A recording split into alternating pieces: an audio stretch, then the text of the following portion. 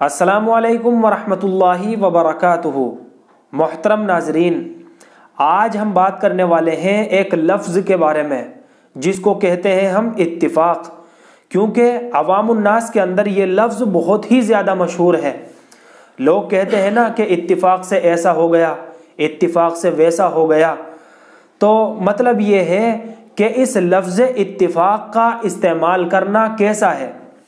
اب یہ مسئلہ میں آپ حضرات کو اس لیے سمجھانے لگا ہوں کیونکہ کچھ لوگوں کے درمیان یہ بات بہت ہی زیادہ مشہور ہے کہ بھائی لفظ اتفاق کا استعمال کرنا انسان کو کفر تک پہنچا دیتا ہے، العیاذ باللہ۔ اور اس کی دلیل وہ یہ دیتے ہیں کیونکہ ہر کام من جانب اللہ ہوا کرتے ہیں، تو جب ہر کام من جانب اللہ ہوا کرتے ہیں تو پھر اس لفظ کو یعنی اتفاق کو کیوں بولتے ہیں لوگ کہ اتفاق سے ایسا ہو گیا، اتفاق سے ایسا ہو گیا، کہ میں اتفاق سے وہاں گیا تھا، میں اتفاق سے وہاں چلا گیا تھا۔ تو اب آپ حضرات اس مسئلے کی حقیقت کو سمجھ لیجئے۔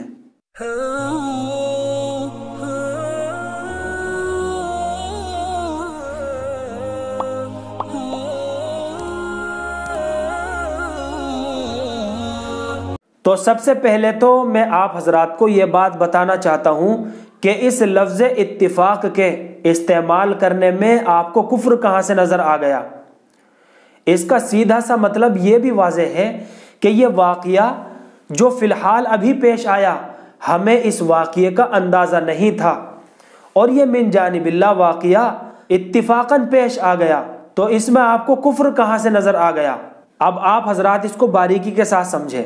ایک انسان ہے، وہ کہیں جانے کے لیے بالکل تیار بیٹھا ہے، ایک دم ریڈی ہے، اور اس کے گھر کے اندر اچانک سے کچھ حادثہ ہو جاتا ہے، یا محلے پڑوس کے اندر کسی کی موت ہو جاتی ہے اچانک سے، تو جس کی وجہ سے وہ رک جاتا ہے جہاں پر وہ جانا چاہتا ہے، اب اس کا جانا کینسل ہو جاتا ہے۔ تو کچھ دیر کے بعد اس کے یار دوستوں کا فون آتا ہے کہ بھائی آپ کو تو اس وقت تک پہنچ جانا چاہیے تھا، ابھی تک آپ نہیں پہنچے۔ تو وہ کیا جواب دیتا ہے کہ بھائی میں تو آنے کے لیے بالکل تیار بیٹھا تھا، ایک دم ریڈی بیٹھا تھا، لیکن میرے گھر کے اندر اور میرے جو ہے محلے بستی کے اندر اتفاق سے یہ واقعہ پیش آ گیا، میرے گھر کے اندر اتفاق سے یہ حادثہ ہو گیا، میرے محلے کے اندر اتفاق سے فلاں شخص کی موت ہو گئی۔ تو یہ اتفاق کا لفظ آپ حضرات استعمال کر سکتے ہیں، اس کے استعمال میں کوئی حرج کی بات نہیں ہے۔